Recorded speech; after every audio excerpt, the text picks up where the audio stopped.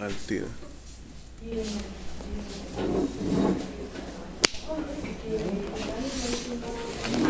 Ya. Voy a posicionar el micrófono. Otra vez.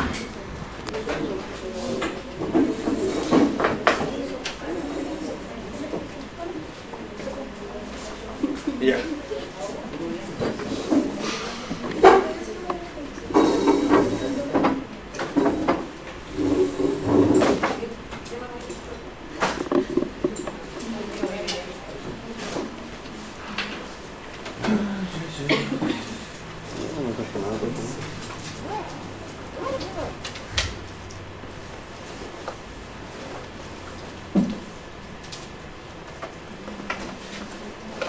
Me voy a comprar algo.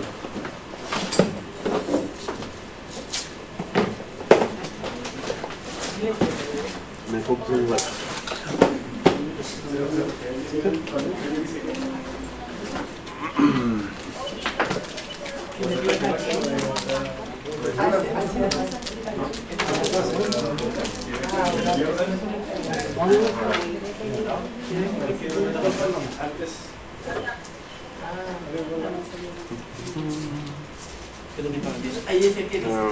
Pero es mucho leer. ¿Qué dice? Lo que queda. Le entiende, le entiende. Mira. ¿Qué dice? Aquí dice, una historia en capacidad de campo. Quedan en verde. Duro, pico dulce Eso dice. y un par de bolas. Vale, todo 300 menos los pico dulce. Ay, claro, ay, claro. Ya, amigo.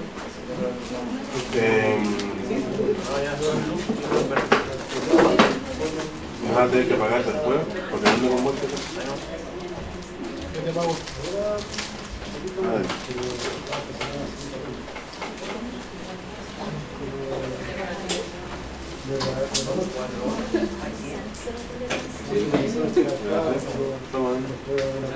Mira que se me olvidó traer la plata para la micro. Tenía el vuelto de ayer. Justo los 600 pesos. Vale, dale, Bueno, ya sabemos que esto es mercado central.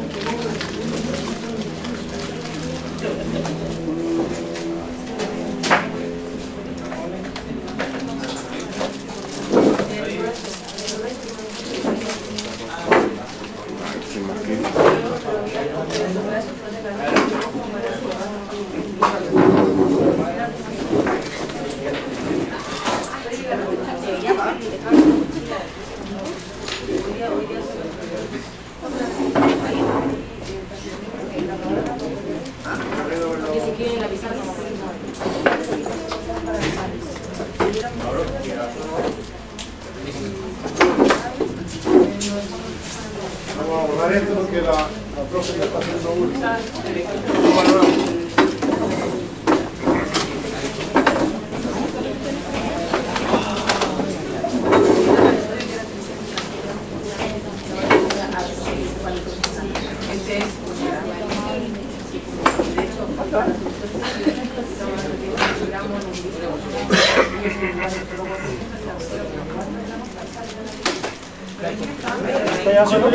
¿Por qué con la cara se sientan acá adelante y conmigo se sientan por ahí atrás?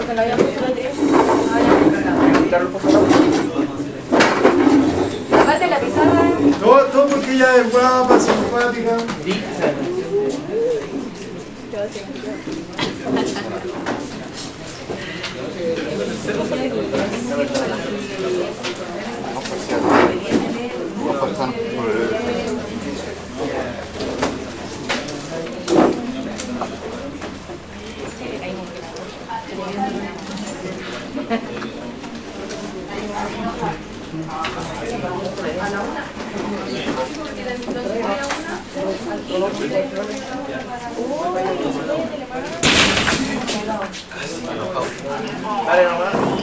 Sobra el tornillo.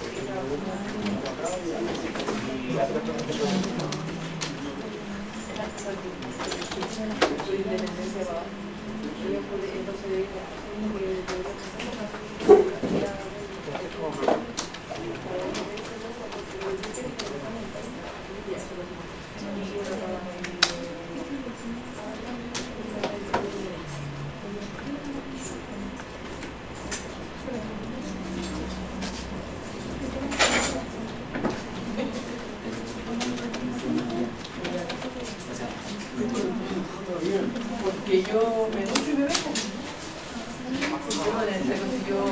Esto a las 11:30.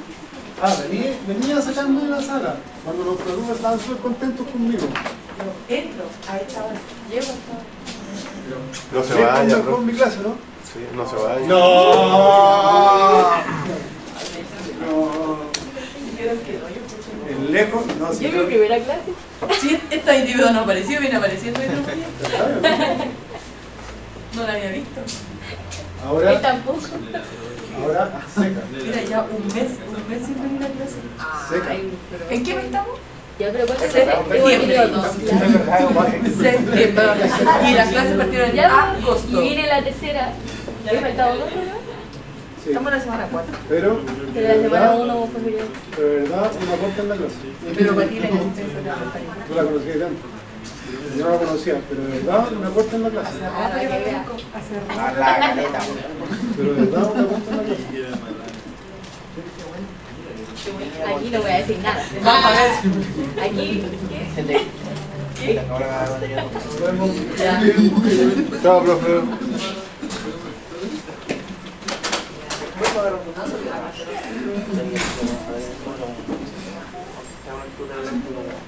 Vamos a ver con la una. Revisa.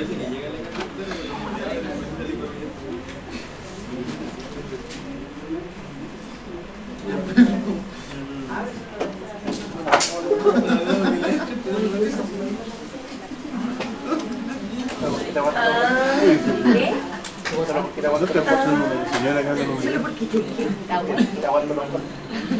Yo también quería comprar una empanadita de queso. Sí, por eso.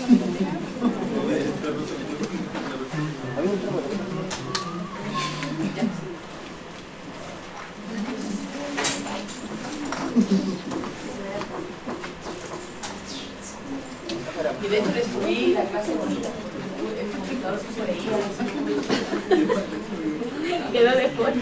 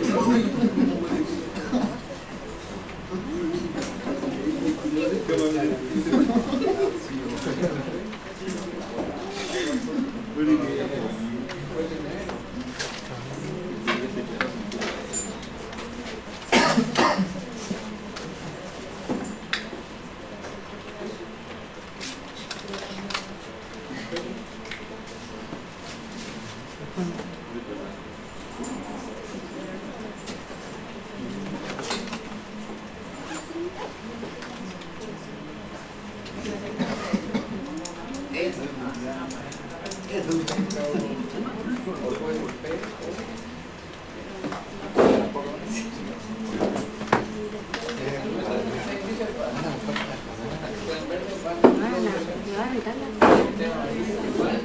porque dice, Si preguntáis no se puede, solo así se puede. Si pregunto. Se puede. ¿Y si me ven? La comida.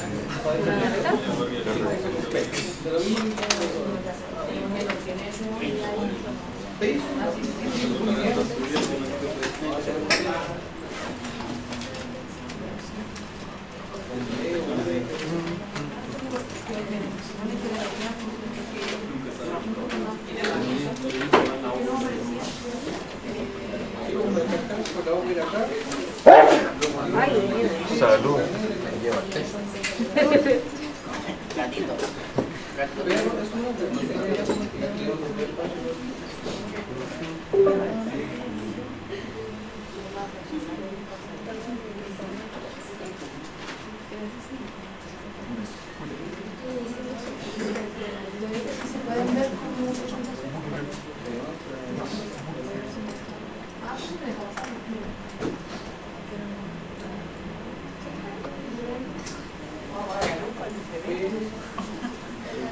Vamos a correr la pizarra porque si alguien casi que se cae.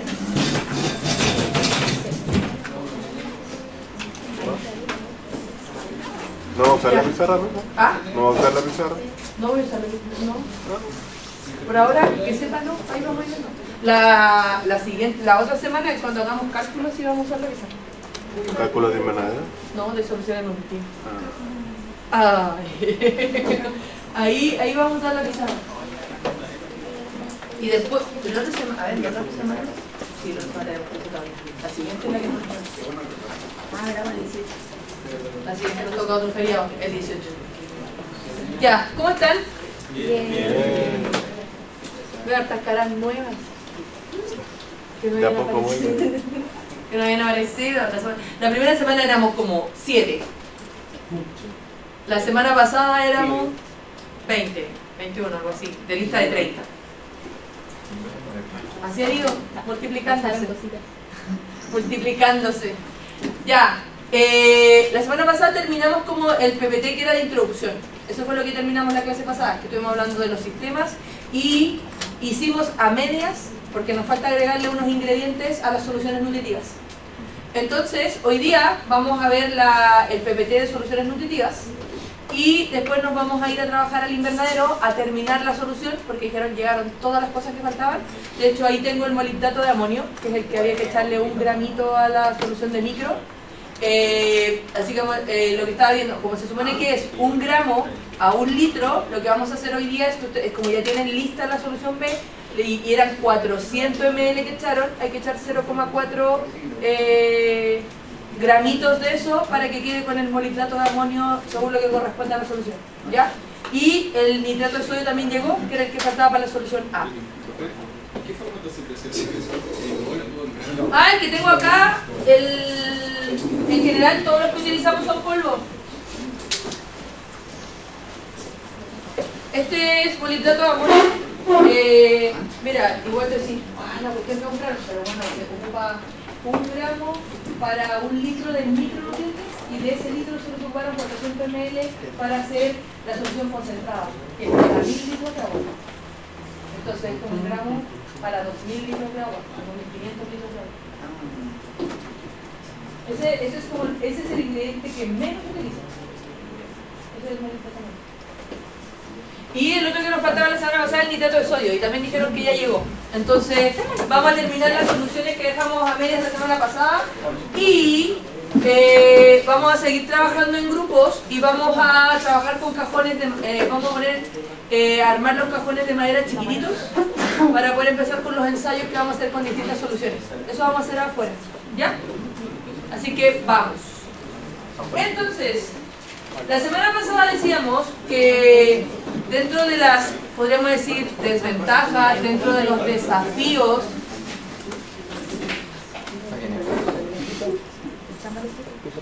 dentro de las desventajas y de los desafíos que tiene la hidroponía, generalmente cuando la gente quiere iniciar un cultivo hidropónico es por aquí donde están como las piedras de tope, como con las soluciones nutritivas. Que era lo que yo le decía, hay personas que compran las soluciones ya hechas, hay personas que, porque también alguien que está recién empezando, sale caro comprar todos los ingredientes. porque tampoco te lo van a vender por 1 kilo, te lo van a vender por sacos. Entonces al final hay personas que parten comprando las soluciones ya hechas. Y de hecho la solución que ustedes hicieron, la Universidad de La Molina en Perú las vende en formato líquido y las vende en formato de polvito, sólido. Entonces, como esa universidad se dedica a investigar en hidroponía, vende la solución lista. Y bueno, y acá obviamente en nuestro país, si ustedes empiezan a buscar en internet, también venden soluciones, personas que las hacen, o también la típica solución A y B que muchos compran para poder utilizar, que viene en botella en formato líquido. ¿Ya? Entonces, vamos mirando un poco. Acá, obviamente, esto ya viene desde que ustedes tenían fertilidad, desde que ustedes empezaron a ver qué es lo que necesitaban en fisiología también, que necesitaban las plantas, ¿cierto? Empezamos a ver que nosotros tenemos que preocuparnos de los elementos esenciales de los elementos esenciales que necesitan nuestras plantas. Y ahí, cuando veíamos estos elementos esenciales, es que en general, ¿cómo se dividen? Macro y micronutrientes. En macro y micro. ¿En base a qué? En base a la cantidad que necesita la planta de cada uno de ellos, ¿cierto? Y dentro de los macros también se dividen como en macro primarios y macro secundarios. Que ahí también los primarios son los que más quiere la planta, y que son ¿cuáles? Nitrógeno. NPK, ¿cierto? Y eso es lo que siempre tiene que tener nuestra planta. Al final, ¿qué pasa con los micros? Los micros son en menos cantidades, pero a pesar de que sean poquititas, la planta los va a necesitar igual. A pesar de lo que decíamos, ese molitrato de amonio, a pesar que es 1 gramo el que le vamos a echar a esa solución concentrada, igual es necesario para nuestras plantas. Si no lo tiene, la planta empieza a mostrar deficiencias. Y acá, cuando hablamos en hidroponía, la planta lo expresa mucho más rápido que cuando está en el suelo.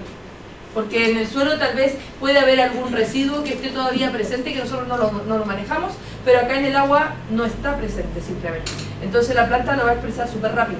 Va a empezar a ponerse clorótica, va a empezar a mostrar síntomas de que algo le está faltando. Creo que entonces solamente la diferencia es de cantidad. Porque ¿Entre los macro y los micro? Sí, porque igual las necesitan, pero quizá no es por necesidad, es por cantidad nomás. No, o Que sea, sea macro porque lo necesitan más que los sino porque... O sea, lo que pasa es que cuando dividieron el de los macro y los micro, es por la cantidad que la planta necesita para poder completar su ciclo. Pero siguen siendo... Pero siguen siendo esenciales. Ah, ya. Porque recuerda que ahí está la definición de elementos o de nutrientes esenciales. Que en este caso los dividiste en macro y micro, pero la importancia es la misma. Lo que pasa, claro, nitrógeno, la planta va a necesitar mucha cantidad, pero tal vez en este caso el manganeso, tenemos el cobre, lo va a necesitar en cantidades más pequeñitas, pero igual la planta los necesita. Lo que pasa es que acuérdate que dentro de la definición que teníamos de elemento esencial, es que si ese elemento le falta a la planta no completa su ciclo. Y en este caso, claro, tú puedes decir, pero tal vez si yo no le echo, no sé, manganeso a la lechuga no le pasa nada. Claro, porque al final yo no quiero que, en las hortalizas no siempre quiero que complete el ciclo. ¿Qué pasa si yo quiero solo de hoja? Solo lechuga, solo acelga, entonces hay de estos nutrientes que son importantes en floración y fructificación. Por lo tanto, no lo necesito en la etapa productiva. Pero para que la planta complete el ciclo, son necesarios todos ellos. ¿Ya? Eso es lo que tienen como importancia.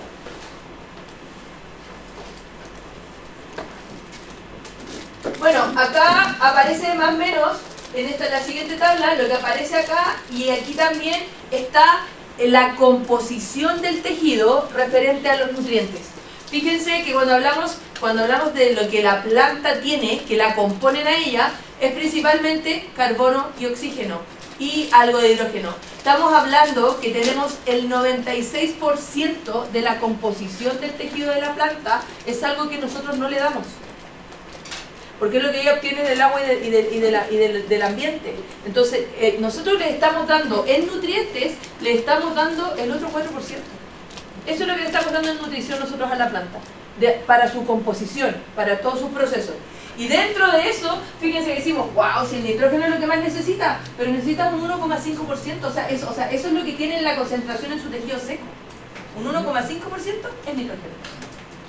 Después viene el potasio con un 1%, el calcio con 0,5, el fósforo con 0,2, magnesio 0,2, azufre 0,1. Y ahí tenemos los macros. Y si nos vamos a los micros, Fíjense que la composición en el tejido seco ya no es en porcentaje, es en ppm, en partes por millón. Y tengo en el fierro 100 partes por millón, en el cloro 100 partes por millón, manganeso 50, fíjense, 20 de boro, 20 de zinc, 10 ppm de sodio, cobre 7 y 0,1 ppm de molibdeno. Y eso es lo que tenemos aquí, ese 0,1 ppm es lo que está aquí, en este polvito que es lo que menos echamos en la solución. ¿Ya? Entonces ahí empezamos a ir viendo también cómo se van distribuyendo, en este caso, los nutrientes para poder ir armando también esas soluciones nutritivas. ¿Hay alguna forma de entregarle, por ejemplo, el hierro? No pone un producto en sí, por ejemplo, como lo hacemos con el sulfato, que no sea como por el clavo y eso. Sí, esa es como la donde pone el clavo en las tapitas. Lo que pasa es que acá, cuando hablamos en la parte de lo que es hidroponía, estás buscando un crecimiento mucho más rápido. Entonces, por eso es que también hablábamos la clase pasada, que en hidroponía es bastante difícil que tú hagas como una hidroponía más orgánica, buscando como esa parte.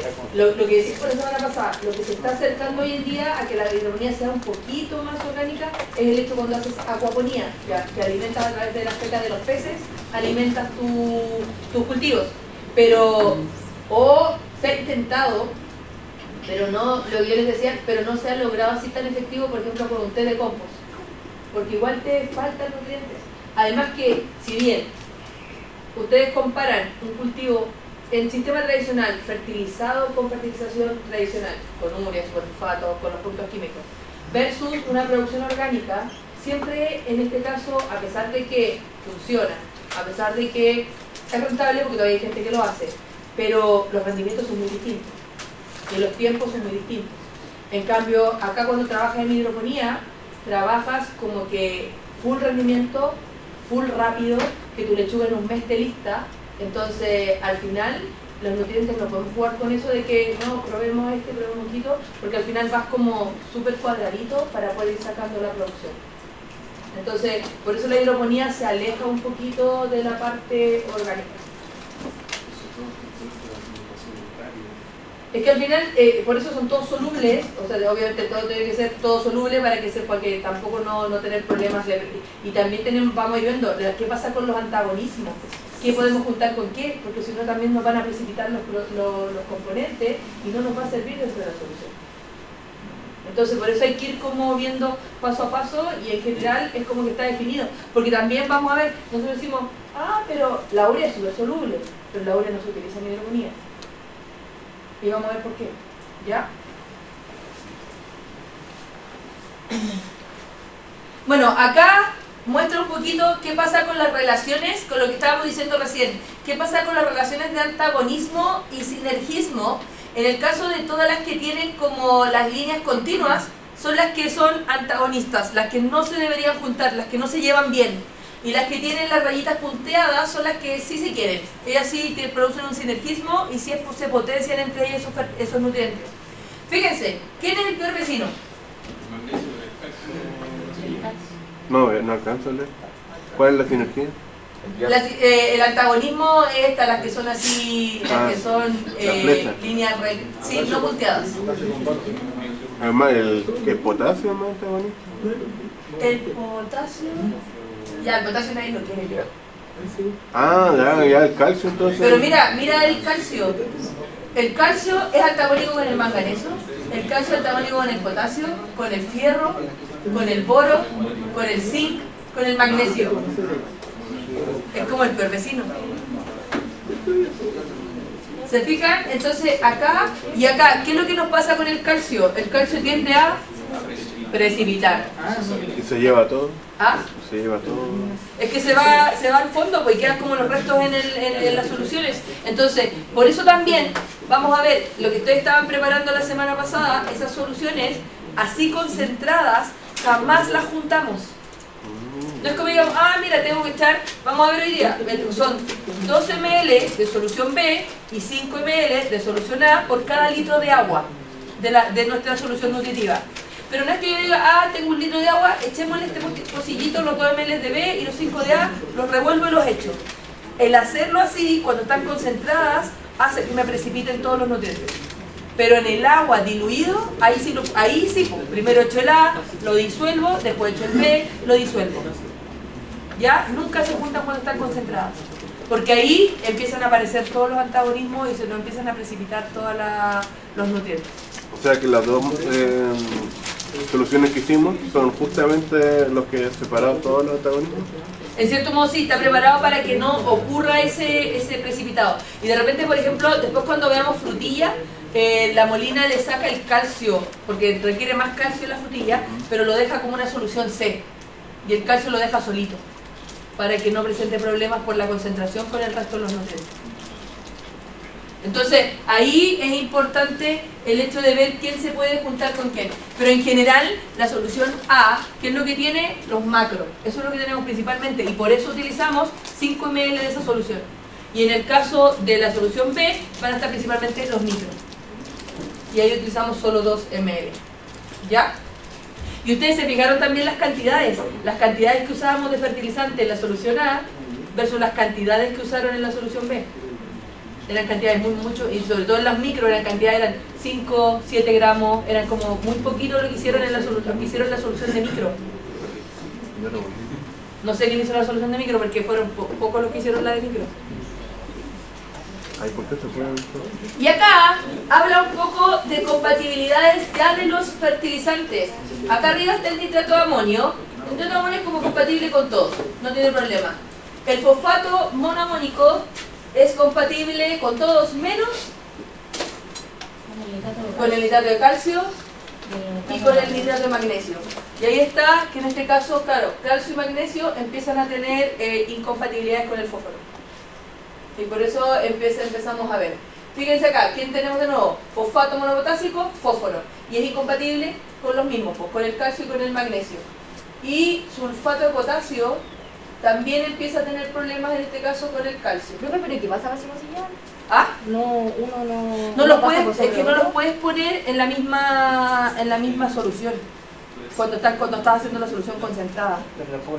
pero la planta sí lo va a recibir. Lo que pasa es que si lo vas a poner en el suelo, hablando de cultivos tradicionales, no los puedes poner juntos en la misma hilera, los vas a entregar de manera distinta para que la planta los pueda absorber. ¿Foliar? En general los micro. En general son los micros los que tú entregas más foliar porque las cantidades son menores. Pero cuando hablamos, recuerda que cuando hablamos de acá en hidroponía, en general, en hidroponía como que la solución nutritiva debería llevar todo lo que necesita la planta. Va el agua. ¿Ah? Va directo al agua. Pero profe, no sé cómo lo hace cuando no se llevan, por ejemplo, si necesito, ya lo que, no sé, por ejemplo, el fosfato monopotásico con el nitrato de calcio. No se llevan. Si estamos hablando de hidroponía, lo que pasa es que, a través del lo que agua, pasa es que ¿cómo se no, nutre? lo que hay que tener en cuenta es que muchas veces cuando están concentrados te generan los problemas de precipitación o de repente hay problemas que de dentro está incompatibilidad. Pero una vez diluidos es menos factible de que provoquen esa incompatibilidad. Por eso decía, en este caso la solución A y la B no se juntan jamás concentradas, pero en la solución nutritiva ya quedan disueltos y ahí no hay problemas de que tengan problemas de precipitado ni nada por el estilo.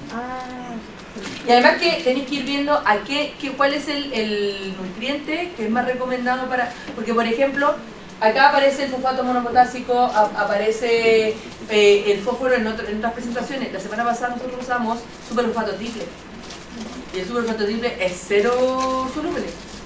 Pero tuvo un tratamiento previo que se remojó, que los chiquillos lo molieron con el mortero y separaron la arena del fósforo. Y dejaron solo el fosforito ahí para estar... Bueno, algunos echaron la arena y después la colaron al final. ¿Qué pasaron por ahí? Cositas que pasaron por ahí. Por ahí pasaron, echaron con arena y toda la idea era de molerlo y echarle agüita era para separar la arena.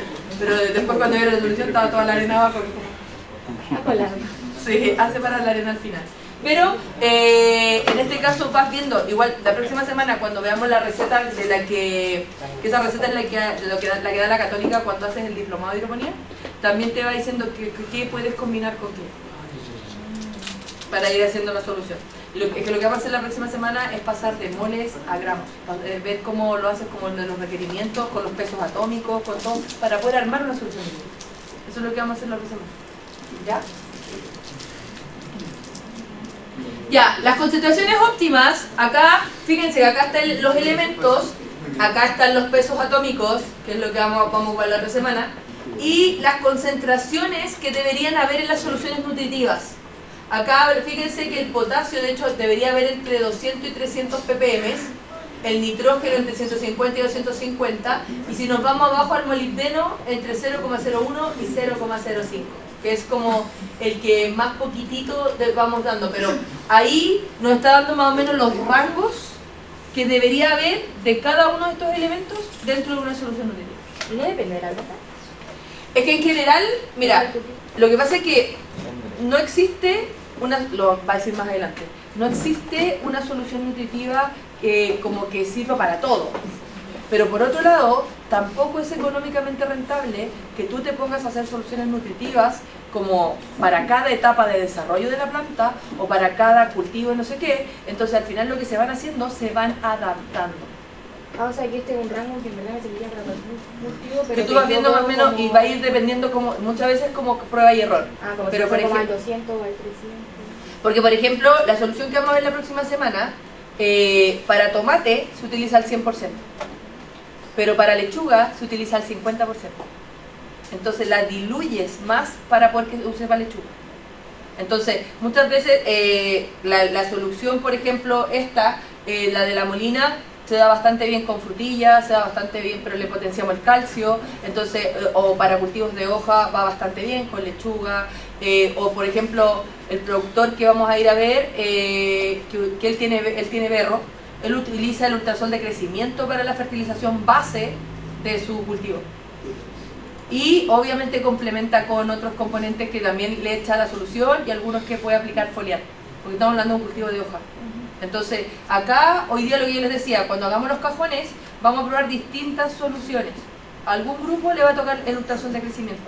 Y vamos a comparar con la solución que hicieron ustedes, y vamos a comparar con otras soluciones que hay detrás, y vamos a calcular con el fostrogen, con toda esta, para poder ver en este caso cuál se da mejor. ¿Profe? ¿El ultrasol es la mezcla de Soquimich? Sí, pero en este caso el que utilizan principalmente es el de crecimiento. Porque como es lechuga, ¿es berro, líquido entonces? No, sólido. Ah, pero se diluye. Se diluye. Ah, yo pensé que era para el ultrasol. No, es súper soluble. Ya, acá está lo que les acabo de decir. Venía en la diapo. No existe una solución nutritiva para todos los cultivos. No existe una que sea universal. ¿Ya? Y obviamente la planta no absorbe los elementos minerales en la misma cantidad durante todo su ciclo de desarrollo, que era lo que te estaba diciendo Javi. Él decía, yo debería tener una solución para la etapa de crecimiento, una para la etapa de floración, una para la parte de fructificación, potenciando los distintos elementos. Pero también eso se te hace bastante inmanejable cuando estás hablando como de invernaderos completos. Obviamente que en general tú creas tu solución nutritiva, la vas adaptando tal vez de repente, mira, le pongo más de esto, y la voy dejando y voy teniendo un buen rendimiento, voy teniendo un buen crecimiento. Pero está la base, eso es lo que tú tienes, con esa base partes para el resto de lo que estás produciendo. Acá dice, depende de tu especie y tu cultivar, porque por eso decíamos, depende de los órganos de desarrollo. Va a ser muy distinto si yo quiero producir tomate, a ver si yo quiero producir lechuga. Porque obviamente tengo solo vegetativa y el otro tengo que pasar por floración y reproducción, en donde se potencian por otro lado el fósforo y el potasio, más que el nitrógeno.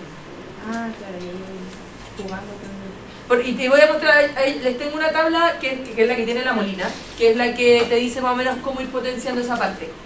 Por eso también depende de tu estado fenológico y depende de las condiciones climáticas.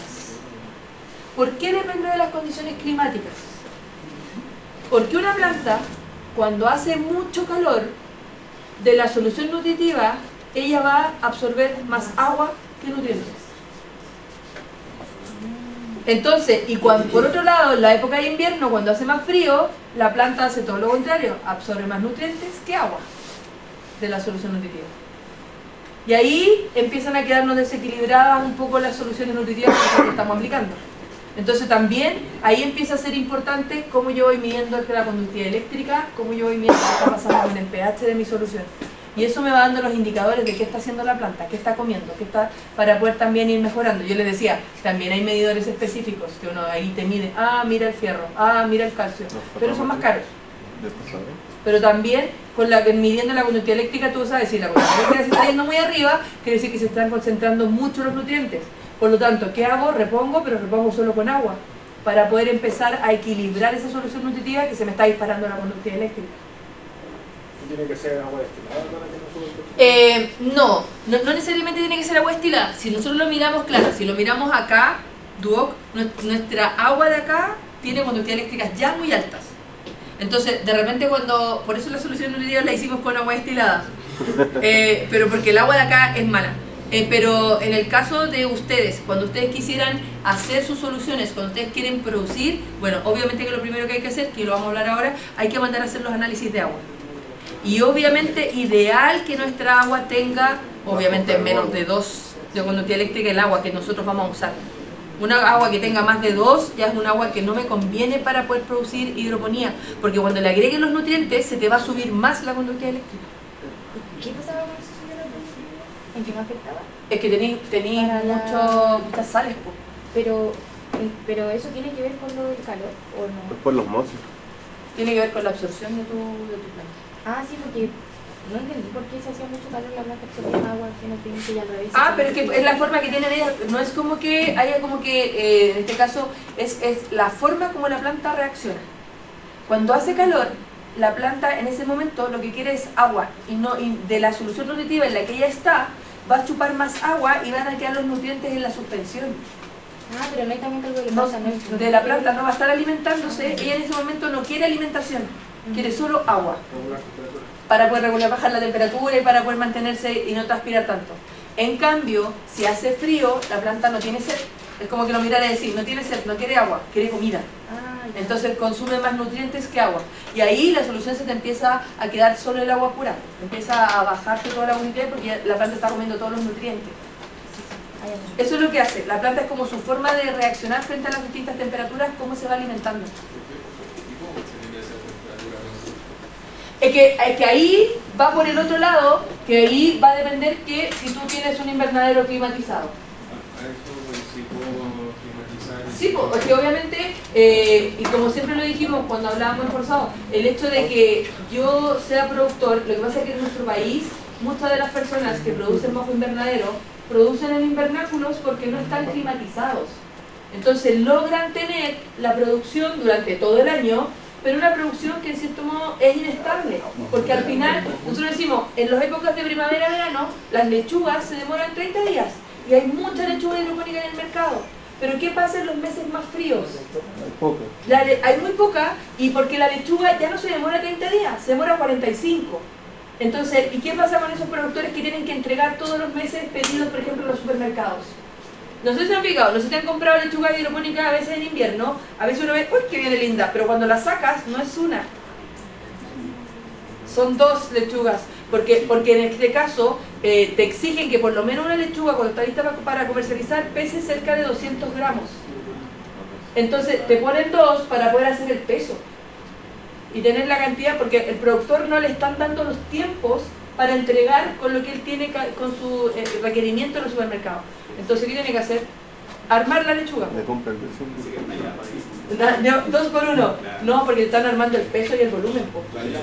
Ya, tú dijiste, uy, tengo ya para 2 por 1. No, porque al final los tiempos no están cuadrando.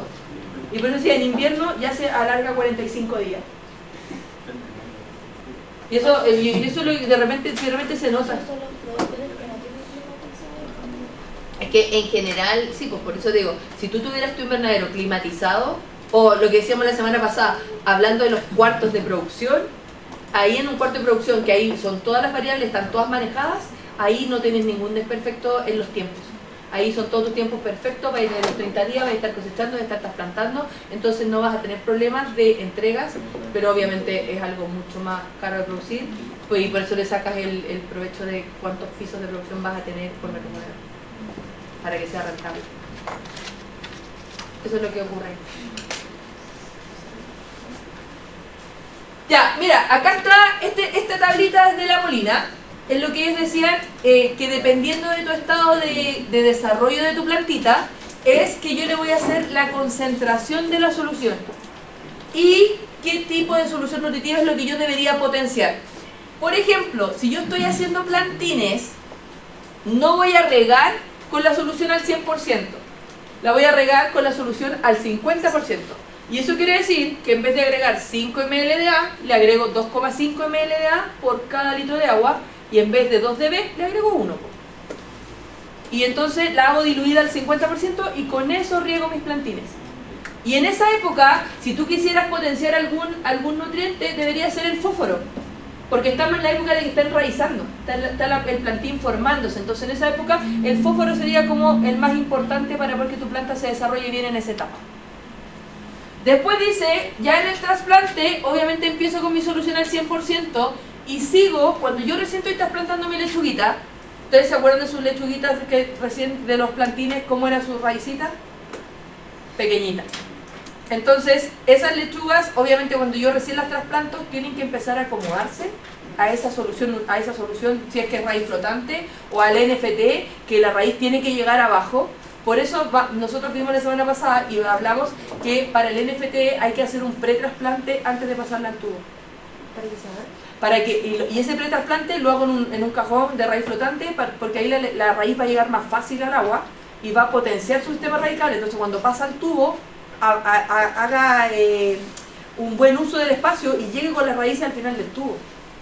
Porque recuerden que en el tubo es una solución que pasa muy poquitita, por lo tanto las raíces tienen que llegar hasta el fondo. Y si yo tengo una lechuga con una raíz muy pequeña, no va a alcanzar a llegar a la solución nutritiva.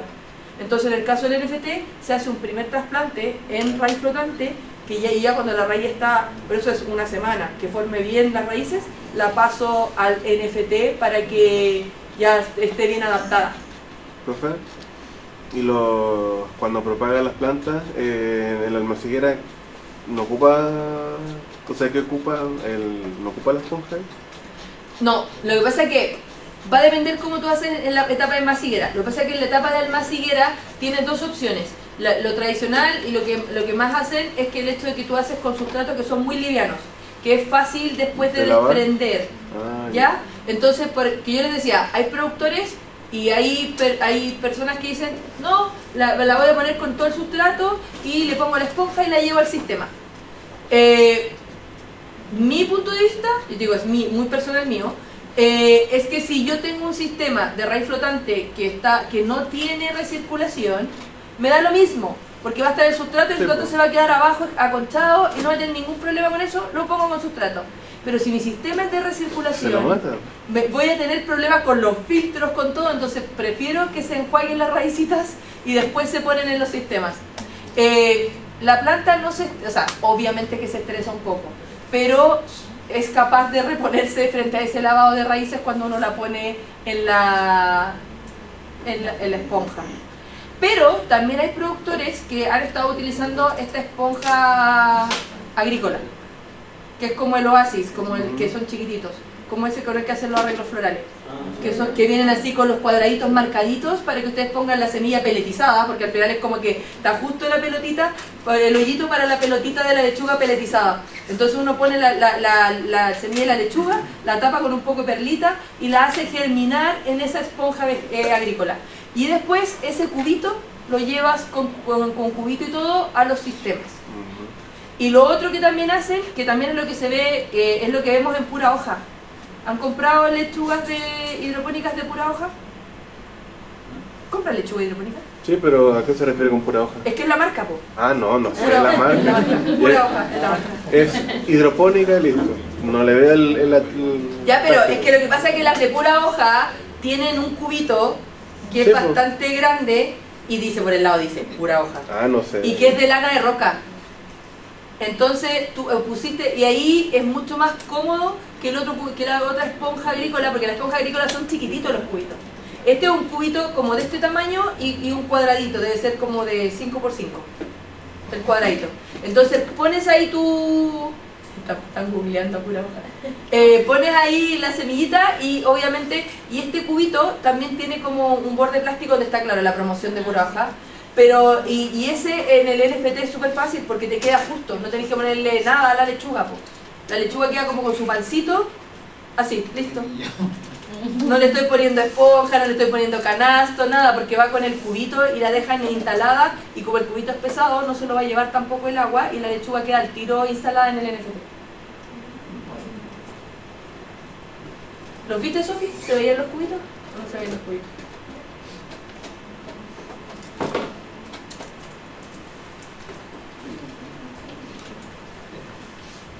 Está dentro de la bolsa, pero lo que pasa es que ahí traen, lo que pasa es que traen como los cubitos de... con sustrato. Es que esa es la marca, ¿viste? Pero lo que pasa es que ellos vienen con el cubito de lana de roca. La lana de roca es la que yo te digo que para manipularla no es recomendable, tiene que venir lista. Pero lo que pasa es que no va a ser tóxica en el momento que esté ahí con la planta. Lo tóxico es cuando tú la manipulas y como el polvillo que te libera es parecido a la perlita. La perlita también, recuerda que cuando uno la manipula mucho, ese polvillo también te ahoga. Pero en el caso de la lana de roca es tóxica. Yo sé que lo ocupan como aislante. Pero ahí trae un cubito. Sí, pero la lana de roca la ocupan como aislante en las casas. ¿Viste?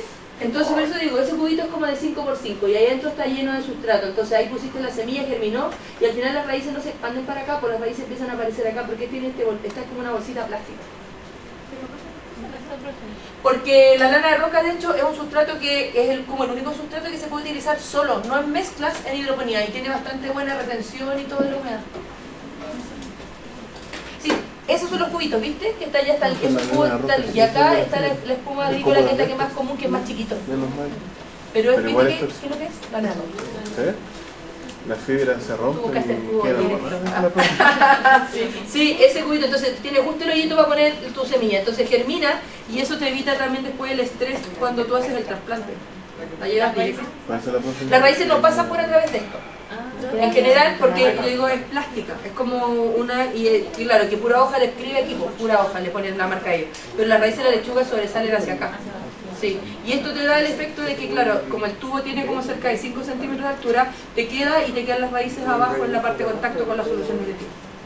Profe, ¿y esto se degrada? No, porque cuando tú la compras, está todo, el sustrato está completo. La lana de roca es como...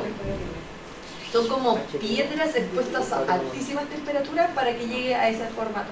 Y te la venden así como en pancitos o te la venden como en pellets.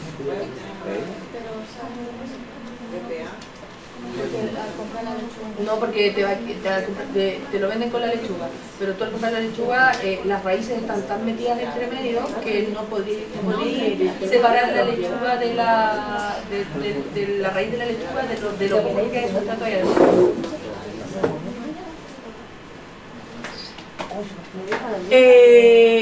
Yo alguna vez intenté, pero no en hidroponía, sería como, habría que probarlo. Cuando lo que hicimos, cuando hacíamos como ferias agrícolas y había que hacer cosas innovadoras, lo que hicimos con un grupo de alumnos fue que utilizamos la lufa, pero para hacer almácigo.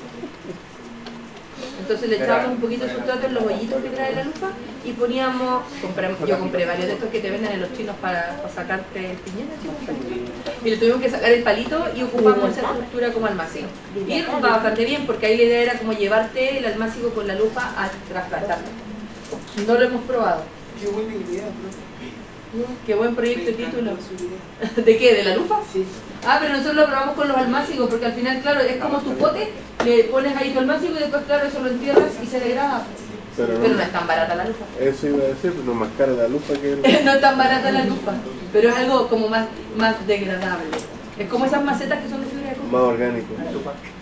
Buscando un poco lo orgánico. Claro, sí, mira, no estamos usando lana de roca, pero ahí habría que probar. Tendréis que partir produciendo la lufa para que sea más barata. Sí, porque es que no es tan barata, porque te la venden para limpieza, para la celulitis, como que para ese lado te la venden, no te la venden como la parte agrícola. ¿Cuánto cuesta? No me acuerdo cuánto vale la factura, porque en los malls chinos te la venden como una esponjita, viene la esponjita como el trozo de la lufa con un palito, que es como para que hagáis así el espaldito. ¿Cuánto vale? No me La acuerdo vale cuánto. 2.000. Pero si cultivo lufa para eso, ¿saldría rentable? Sí, pues uno le compra como Sí. Pero que en otro país no es como que sea común que la produzcan. No, pero en caso que Pero quisiera, hay una cucurbitacia más. Si es una cucurbitacia. ¿se comestible? ¿Sabes qué? Yo he visto, mira, yo he visto que la muestran de repente como esa misma teníamos acá, esa misma semilla de San Alfonso. Pero mira, 2 gramos de semilla valen 3.500 pesos. Y esos 2 gramos de semilla te vienen cuánto, porque la lufa es grande la pepa. Sí. Ah, ya. Eso, por eso nosotros lo cortábamos y poníamos la semilla ahí en los hoyitos y la ponía a que germine. Y eso es poroso, pues si es todo el esqueleto del pepino. Semillería de luja, 3.500 los 2 gramos. Sí, eso es lo que tienen acá, pues, que es lo que te vende como la semillería de San Alfonso, Sí. de la lufa. Pero por eso te digo, ¿cuántas semillas ganan en 1 gramo? ¿7? ¿Por el tamaño de la pepa de la lufa? Ya, mira, ahí te venden 15 semillas en 5 lucas. Compro unas 20 y en 3 años más ya. Las vas multiplicando, ese es el punto. 20 tiburones. Pero es bonita la planta de lufa. Su hoja es como así como con como puntitas, como una estrella. Ya, sigamos con las soluciones nutritivas. ¿Ven? Por eso no alcanzamos a ver los PPT. Ya, decíamos, después viene el trasplante, decíamos al 100, el fósforo sigue siendo importante en el trasplante. Después viene el crecimiento vegetativo, obviamente también sigue siendo la solución al 100. Acá me importa el crecimiento vegetativo, por lo tanto ahí el que pasa a ser más importante es el nitrógeno, en la etapa de crecimiento. En floración, sigo con la solución al 100%, y acá, como lo que me interesa es inducir la floración, vuelve a ser importante el fósforo, y el nitrógeno igual se podría restar un poquito, porque ya no es tan importante el crecimiento, sino que ahora quiero inducir floración. Cuando llega el crecimiento de fruto, mantengo el 100%, y acá, como me interesa la fructificación, pasa a ser importante el potasio, y el nitrógeno se sigue restando en su importancia. Y luego que quiero que maduren los frutos, yo podría usar mi solución nutritiva un poquito más diluida. ¿A cuánto? Al 75%, y sigo manteniendo el potasio y el nitrógeno restándolo.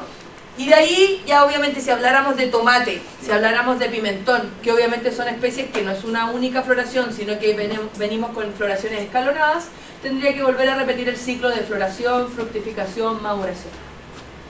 ¿Ya? Así, eso es lo que dice con lo que ustedes comentaban a Javi. ¿Qué pasa en las distintas etapas o qué pasa con las distintas especies? Si quisiéramos ser como súper exhaustivos, sería así como tendría que ir jugando, con la concentración del fósforo, del potasio, del nitrógeno, de acuerdo a las etapas de desarrollo de tu planta. Pero la gente no lo hace. En general, a lo más harías esto. De que decir, mira, en esta etapa al 100, ya, maduración, le puedo rebajar un poco al 75 y después... ¿Cómo trabajan? ¿Con más agua? O lo que haces, bueno, tú dices, como yo te decía, si es al 50, utilizo la mitad de la dosis en el mismo litro de agua. O utilizo la misma dosis y duplico la cantidad de agua, es lo mismo. Porque en vez de decir 5 ml de A y 2 de B para 1 litro, utilizo 5 ml de A y 2 de B para 2 litros de agua. Y ahí me queda diluida al 50%. Y en este caso, para diluir al 75, tendría que utilizar 1,5 litros de agua para los 5 y los 2. Y ahí te queda al 75%. Esa es la forma, diluyes las concentraciones. Entonces, bueno, esto ya lo dijimos. La absorción diferenciada, lo que decíamos que en los días secos, cálidos, ventosos y soleados, la planta absorbe mucho más agua que nutrientes, por lo tanto, la concentración de mi solución se eleva, ¿cierto? Y por otro lado, en días fríos, nublados y húmedos, y con buena luminosidad, la planta puede consumir poca agua y más nutrientes. Por lo tanto, la concentración de nutrientes se empieza a disminuir en la solución nutritiva. Eso es lo que va a ir pasando. Y por otro lado, también se han distribuido los nutrientes en distintos grupos de acuerdo a cómo la planta se los come, de acuerdo a cómo la planta los absorbe, ¿ya? Y por eso dice que hay elementos del grupo 1, donde dice que son los elementos que son absorbidos activamente por las raíces y podrían ser removidos de la solución nutritiva en muy pocas horas. ¿Y a quiénes vamos a tener ahí? Al nitrógeno, al fósforo, al potasio y al manganeso. Ellos son los primeros que la planta los va a absorber. En el grupo 2 son elementos que tienen una absorción intermedia y son removidos ligeramente más rápido que el agua. Y ahí tengo el magnesio, el azufre, el fierro, el zinc, el cobre y el molibdeno. Y por otro lado tengo los elementos que son absorbidos pasivamente y frecuentemente se acumulan en la solución nutritiva. Y miren quién está ahí. El calcio. Que más encima decimos el calcio. ¿Y el calcio qué va a pasar si la planta no se lo come? Precipita. Entonces, y el boro, vamos a ver que el boro me podría provocar toxicidad. Entonces al final son dos elementos que no queremos que se acumulen, son los que las plantas se los comen más lento. Y los necesita, ambos los necesitan. Pero no en las cantidades cuando se empiezan a acumular. Bueno, acá hablando de macronutrientes, algunos de los fertilizantes que se utilizan para poder hacer soluciones nutritivas con macro: nitrato de amonio, nitrato de calcio, nitrato de potasio, fosfato monoamónico, fosfato monopotásico, sulfato de amonio, sulfato de magnesio y sulfato de potasio. Son en general los que se utilizan, y ahí tengo el nitrato, tengo el fósforo, tengo el potasio, tengo el calcio y el magnesio. Principalmente los macronutrientes están con esos fertilizantes. ¿Qué pasa con los micro? Ustedes usaron esto la semana pasada. El ácido bórico, ¿cierto? Lo usamos para los micro. También el boro se puede reemplazar con bórax, cloruro de manganeso, molibdato de amonio, que es lo que tengo yo ahí en el frasquito pequeño, quelato de fierro, que eso también lo usaron, quelato de fierro, quelato de manganeso, sulfato de cobre, también lo usaron, era el polvito azul que tenían para el polvito azul era el cobre, cuando hicieron la solución de micro. Sulfato de hierro, sulfato de manganeso y sulfato de zinc. Ahí están más o menos en este caso algunos de los fertilizantes que se utilizan para hacer las soluciones nutritivas. Y si ya vemos un poco qué pasa con los fertilizantes, ahora hay que ver qué pasa con la calidad del agua. Nosotros vimos, cuando uno ve los requerimientos que tienen los cultivos, siempre decimos necesitamos un análisis de suelo. Acá necesitamos un análisis de agua, sí o sí. Y aquí, fíjense, los rangos deseables, lo que yo quisiera que mi agua trajera, y no más que eso, dice que concentración en el agua en ppm de nitrógeno máximo 5 ppm, fósforo de 0,005 hasta 5, potasio podría ser de 0,5 hasta 10, calcio podría ser de 40 hasta 120, magnesio de 6 a 24 y fierro de 2 a 5 ppm. Esos son como los rangos deseables que debería tener mi agua cuando yo hago el análisis. Dice conductividad eléctrica del agua, ojalá entre 0,2 y 1 microsiemen por centímetro a 25 grados Celsius. Ojalá mi agua no traiga más de 1 microsiemens en cuanto a la conductividad eléctrica. Porque cuando yo le agregue los nutrientes, va a subir esa conductividad. ¿Ya? Entonces esos son como los rangos deseables del agua. Solo ya no se hace una resta entre los nutrientes que se necesitan y todo esto que trae el agua. Cuando hacemos las soluciones nutritivas, que es lo que vamos a hacer la otra semana, ¿Ya? ahí dentro de las fórmulas vamos a ver, mira, porque también acá, fíjate, está en ppm, entonces vamos a hacer combinación, vamos a hacer cambios de unidades, de ppm a gramos, no sé qué, vamos a estar cambiando de unidades. Entonces ahí tú dices, mira, yo necesito, no sé, la planta necesita 15 de esto, el agua me trae 2, ya, listo, entonces ¿cuánto tengo que agregarle? 8. Entonces, no, 15 menos 2, 13. Dije, no, ¿qué pasó? 15 menos 2, 13. Entonces, y ahí tú dices, ya, esto es lo que tengo que agregar. Entonces eso lo voy a pasar y después ya, tantos gramos del nutriente me reemplaza lo que necesito. Sí, así como cuando en las fertilizaciones a nivel tradicional, tú dices, el suelo me está aportando esto, entonces yo tengo que restar lo que aporta el suelo a lo que requiere la planta. Ahora en este caso hay que restar lo que trae el agua. Sí. Bueno, acá dice, por lo tanto dice, conductividad eléctrica se recomienda utilizar agua con conductividad menor a 1,5. La anterior era deseable, ojalá 1, pero si tu agua no tiene 1, ojalá tenga menos de 1,5. Eso es importante. Y pH entre 6 y 6,5. ¿Por qué siempre ajustamos el pH entre 6 y 6,5? Porque si miramos el monito que está aquí abajo, entre 6 y 6,5 todos los nutrientes están disponibles para la planta. Están en una zona donde todos quedan disponibles. Tenemos ahí, ¿dónde está el centro? Ya estoy aquí, de 6 a 6,5, ahí está. Entonces mira, tengo absorción de nitrógeno, tengo de fósforo, todos tienen una cantidad razonable de que están disponibles. Por eso generalmente se ajusta el pH de la solución entre 6 y 6,5.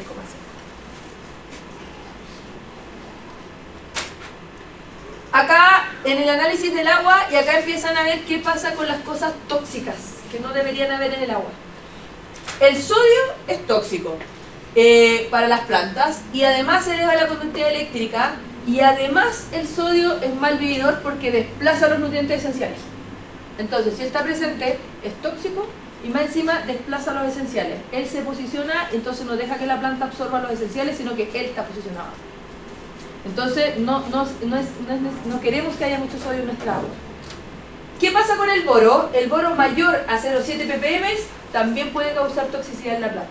Por eso que antes les decía, cuando veíamos que son los que menos absorbe la planta, el boro está entre los que menos absorbe, y si se me acumula puede llegar a ser tóxico para la planta. Por otro lado, los carbonatos y los bicarbonatos, en este caso con altos niveles, mayor a 5.000 equivalentes por litro, de calcio, de manganeso, de magnesio y de fierro, van a tender a precipitar. Entonces tampoco quiero que se acumulen en la solución. Si yo paso de esas cantidades, van a empezar todos esos nutrientes a precipitar en la solución nutritiva.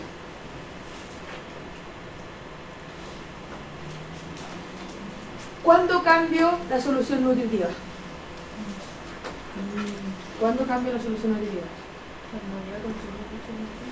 Ya, por un lado va a ser tú cuando tú estás revisando con tu conductividad eléctrica y estás dándote cuenta que la conductividad eléctrica se fue al suelo y tú dijiste, se comió todo. Pero ¿qué hacen en este caso los productores? Los productores dicen, ah, mira, esta solución tiene pocos nutrientes, entonces saquémosla, la botamos y ponemos una nueva. ¿La relleno? En general, la rellena. En general lo que van haciendo es rellenando.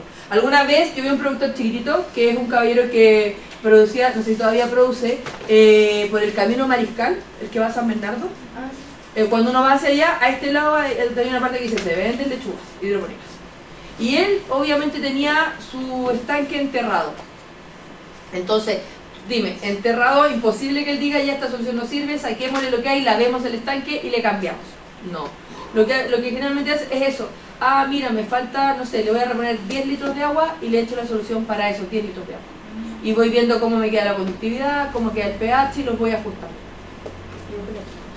Y obviamente hay otros productores que tienen los estanques y tienen como todo el sistema de Venturi y todas las cosas para ir distribuyendo las distintas soluciones. ¿Qué es lo que dice acá? Bueno, los factores que me van a determinar ese cambio de solución tienen que ver con la calidad del agua. Por eso decíamos, le vamos a medir la conductividad, le vamos a medir el pH. Por otro lado, las fuentes de fertilizante que nosotros estemos utilizando. ¿Qué fertilizantes? Para ir viendo cuáles son los que se va consumiendo más rápido la planta, cómo se va diluyendo en la solución. Las condiciones climáticas, porque veíamos que es distinto en invierno que en verano. Si no tengo un invernadero climatizado, eso es lo que estamos viendo. Y por otro lado, también se puede ver qué volumen de solución nutritiva está recorriendo el sistema por cada planta que hay ahí dentro del sistema. Entonces ahí uno empieza a jugar con cómo cambiar. Pero ¿qué es lo que dicen también como a modo general? Se dice que los sistemas recirculantes se recomienda cambiar cada 2 semanas en verano y cada 3 a 4 semanas en invierno. También hay productores, como yo les mostré la semana pasada, de esos peruanos que tenían los cajones, el invernadero más grande que tenía cajones, como la solución dice, la deberías cambiar entre 3 y 4 semanas. Entonces lo que él hacía es que un ciclo productivo de lechuga, se producía la lechuga y luego cosechaba y eliminaba la solución que le quedaba y ponía solución nueva para la siguiente plantilla. Entonces hacía el ciclo como que 3-4 semanas, él hacía su cambio de solución nutritiva. Pero el punto es que no había una recirculación, no había algo que fuera como con buenas prácticas, porque él lo que hacía era botar esa solución y que se fuera. ¿A quién le llega esa agua después que la botan? Residuos para otros productores, porque obviamente después se contaminan las fuentes de agua. Raíz flotante, en verano se repone el faltante solo con agua, 2 veces por semana, y en invierno una vez si es necesario. Y eso es lo que hacen, lo que yo les decía, porque lo que vamos a hacer es que vamos a ir reponiendo con agua las primeras semanas, no con solución completa. Y ahí después se va equiparando, y si falta, le ponemos solución. Y por eso es importante lo que yo les decía, controlar conductividad eléctrica y pH antes de eliminar. Porque ahí, como nosotros vamos a ir midiendo conductividad y pH, vamos a saber si esa solución todavía está siendo útil, o la tengo que cambiar, o la tengo que reponer, o la tengo que, en este caso, adicionar más solución orina. ¿Ya? Y, bueno, para terminar, vamos a hablar de la solución que ustedes hicieron la semana pasada. Que aquí está la receta. Esto fue lo que ustedes hicieron la semana pasada. Solución concentrada A para 5 litros de agua como volumen final, que hoy día hay que llegar a esos 5 litros. Nitrato de potasio, 550 gramos. Este es el que no estaba, pero ya llegó el nitrato de amonio, que hoy día hay que pesar esos 350 gramos para agregárselo a la solución. Y el superfosfato, que eran los 180 gramos. Y ahí tendríamos lista esa. Después, sulfato de magnesio 220, quelato de fierro 17. Y la solución de los micro de 400 ml, que la sacaron ¿de dónde?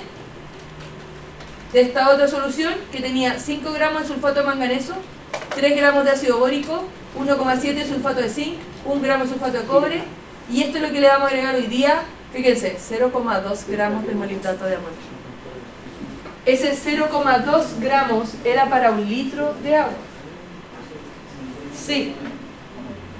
Y de ese litro de agua sacamos los 400 ml para echarle a la solución B. Por lo tanto, como la solución B está lista, ¿cuánto deberíamos pesar hoy día para poder echarle a esa solución para que quede bien? 0,4. ¿No es que era 2 litros de la B? No, pues porque, mira, vamos a hacer, les voy a poner en la pizarra para que se entienda lo que se hizo. Sube el proyecto. ¿Hay pizarra? No hay pizarra. ¿Qué cosa? No, ya voy a rayar acá. No solo voy a rayar, pero es como para que entiendan lo que vamos a tener que hacer para poder remediar esa solución. Ahí dice que necesito 0,2 gramos. ¿Para cuánto? 1 litro. Para 1 litro, pero esta es la solución de micro. Oh, ¿y fueron 400 los pesados? Y de esta solución de micro, yo le eché 400 ml a mi solución B. Entonces hay que usar 0,1. Ya, entonces, ¿cuánto debería yo pesar hoy día para poder echarlo directo a mi solución B? Porque no voy a pasar por aquí, pues. Tengo que llegar acá, directo. 0,09. ¿Cuánto debería echarle? Ya, regla de 3. ¿Y qué digo acá? 0,08. Ya, 0,6 para 1000 y X para 400. 0,08. Ya, eso van a tener que pesar hoy día. ¿Cómo? No sé. ¿Hasta cuánto va la pesa? Vale, No un sé, gramo, sí, un gramo. parece que sí da para números más. ¿Ah? No, ya no, no. Entonces, 0,08 gramos del molibdato de amonio van a tener que empezar ahora para echar a su solución B para que quede completa. Eso vamos a hacer en terreno. ¿Dudas? ¿Consultas? No, ni eso. Con pinza. No, solo está eso. Acá solo están las dosis, que vamos a aplicar 5 ml de solución A y 12 ml de solución B por cada litro de solución anterior. Entonces, obviamente, hoy día vamos a ir a armar los cajones, de ahí va a tener que ver cuántos litros de agua hacen sus cajones para después saber cuánta solución le van a tener que aplicar a esos cajones. ¿Ya? Entonces, ¿estamos claritos? ¿Sí?